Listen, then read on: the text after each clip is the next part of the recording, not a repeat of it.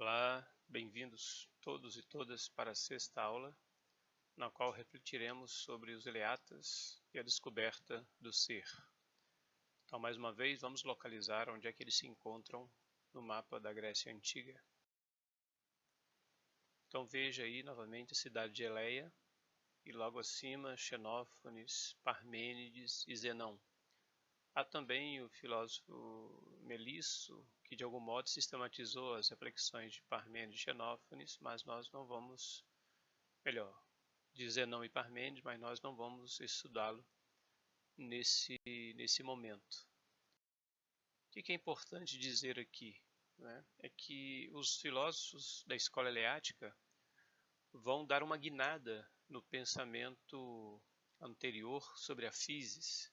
Então eles vão dar um salto da questão cosmológica para a teoria sobre o ser, ou o que nós conhecemos com a contribuição de Aristóteles, né, de ontologia, ou seja, a investigação sobre a natureza do ser. Então aqui a gente tem uma mudança muito significativa e que vai marcar toda a história da filosofia, não só antiga, mas também da filosofia posterior, né? Para falar da medieval, moderna e também da filosofia contemporânea, com destaque aí para a epistemologia e também para a lógica, tá bom? São duas disciplinas que estudaremos ao longo desses 3 anos aqui. Muito bem. Qual é o princípio basilar da filosofia de Parmênides, que nós colocamos aqui como princípio da verdade, ou a via, ou o caminho que conduz à verdade? Está nestas 3 ou 2 afirmações. Tá? Não se assustem com o conceito de ser, porque lentamente a gente vai assimilando e vai discutindo aí nas aulas posteriores. Tá bom? Então, uma afirmação muitíssimo importante para Parmênides é de que o ser é e não pode não ser. E a outra é que o não ser não é e não pode ser de nenhum modo ou de modo nenhum. Bom, mas como é que se justifica essa afirmação? Só para a gente entender melhor, a coisa não é tão complexa quanto nos parece à primeira vista, não é? Bom, então vamos lá. Qual é a justificativa que ele dá para a gente compreender aquilo que ele está tentando dizer para nós? Então vamos. Tudo aquilo que penso e digo é. Ou seja, eu só posso pensar e só posso dizer algo a respeito de alguma coisa que seja, que exista, pelo menos no meu pensamento, na minha imaginação, ou também na realidade. Ok? Então, primeira parte, né? Tudo aquilo que penso e digo é, existe.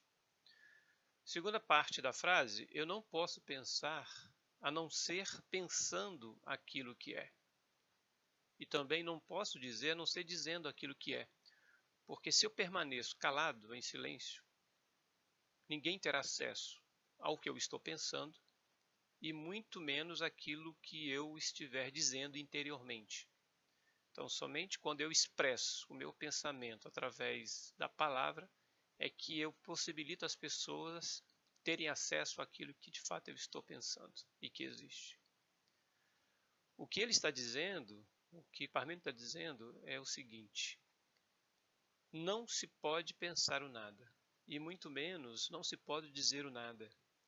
Porque pensar o nada, dizer o nada, significa nada pensar e nada dizer. Em última instância, para ele, pensar a uma coisa e ser é a mesma coisa. Então, o que é importante reter aqui? É que é impossível a razão humana, na busca da verdade, pensar no nada. Porque o nada é vazio, não é? Ele não tem conteúdo. Por isso que aqui ele é sinônimo de não ser. Avancemos um pouco mais. Então, tirando aqui a dedução do que dissemos anteriormente.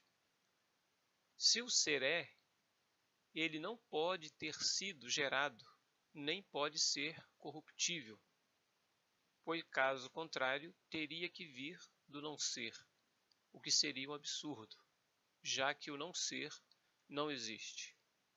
Aqui uma pequena pausa. Você se lembra exatamente do pensamento de Heráclito.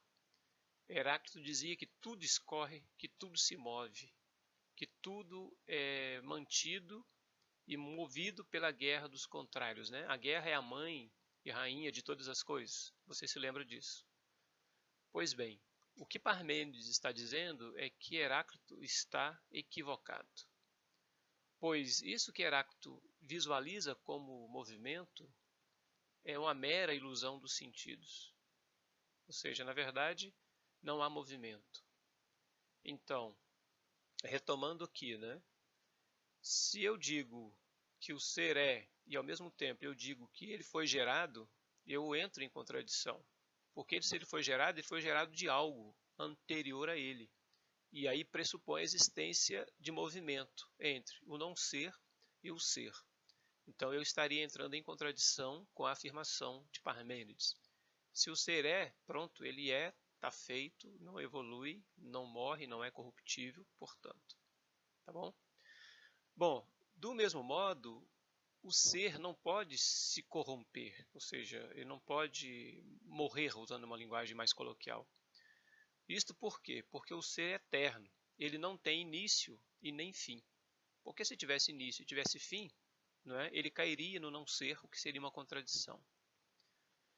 Da mesma maneira, teremos que dizer que o ser é imutável e imóvel. Porque se ele muda, de novo, caímos no não ser.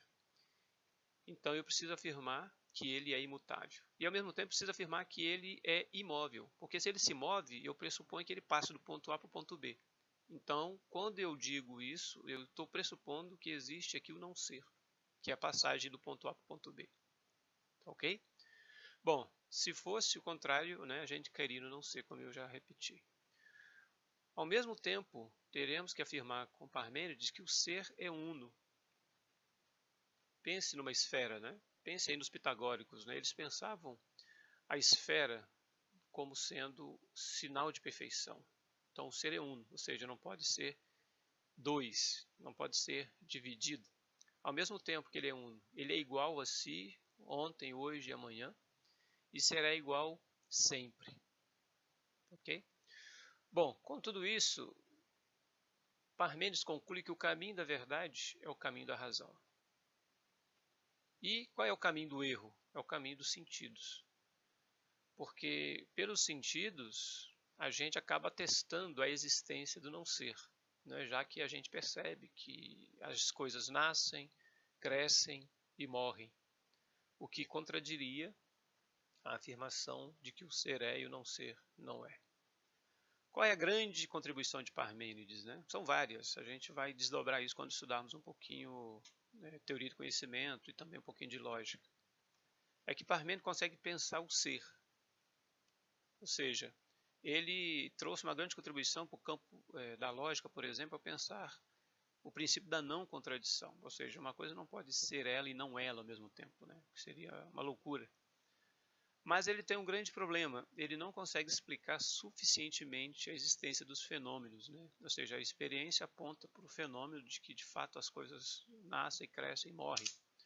O que ele vai propor é tentar pensar essa polaridade ou essa dualidade como sendo parte do ser. Mas aí é um problema que nós não podemos afirmar com segurança, porque os fragmentos que possibilitariam, né, afirmar isso com certeza, de que a polaridade, né, faria parte do ser, não nos chegou na sua completude, né? Então seria um risco dizermos isso. Muito bem, avançando ainda para um outro pensador da escola de Eleia, que é o caso de Zenão, né? Zenão pertenceu também a essa escola e ele teve a grande contribuição de fundamentar a dialética, o que nós conhecemos hoje como debate, né? Então ele fundou o método dialético com o objetivo de defender as ideias de Parmênides contra os seus adversários, não é? Ele argumentou para refutar a existência do movimento. Então, se vocês participarão do segundo trimestre de uma metodologia que nós chamamos de Tribunal da Razão, né? Então você tem aí um grupo que defende uma afirmação, um segundo grupo que nega essa afirmação e um terceiro grupo que vai tentar avaliar a discussão. Então, no fundo, o tribunal da razão trabalha com método dialético, né? Então, você tem uma tese, eu tenho uma antitese, depois eu tenho uma síntese. Essa síntese vira uma nova tese, que depois vira uma nova antitese e assim por diante. Okay? Não se preocupa com esses termos, porque eles serão definidos no decorrer do curso de filosofia nos 3 anos. Pois bem, qual é a preocupação então do Zenão? Ele quer defender Parmênides a todo custo, e o faz. E aí o grande desafio dele é o seguinte: eu quero provar que o movimento não existe.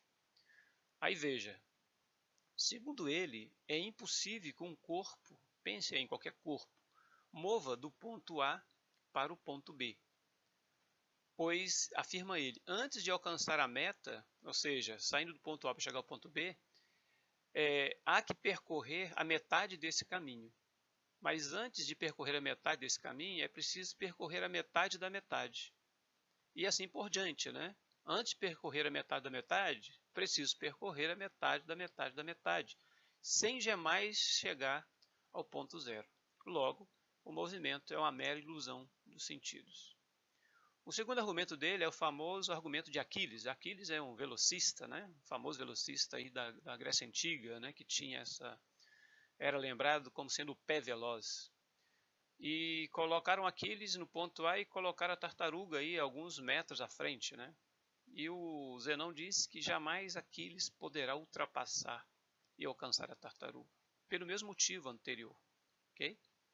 Porque ele teria que percorrer metade, né? E a tartaruga percorreu um pedacinho adiante, ele teria que percorrer metade da metade até chegar ao ponto zero, que é praticamente impossível. O terceiro argumento dele é o argumento da flecha lançada de um arco em direção a um determinado alvo.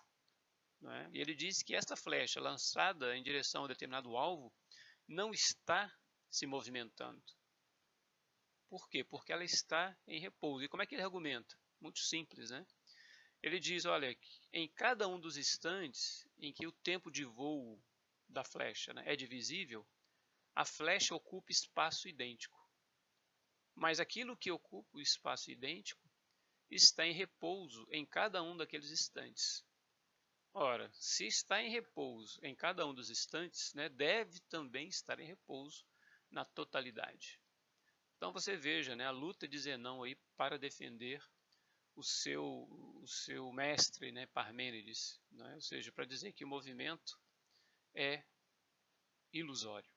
Depois também ele vai criar outros argumentos para defender a ausência da multiplicidade, né, exatamente porque a multiplicidade é absurda, porque ela pressupõe unidades. Então você teria que ter múltiplas unidades para que elas sejam transformadas em multiplicidades múltiplas, né? Para fazer aqui o trocadilho.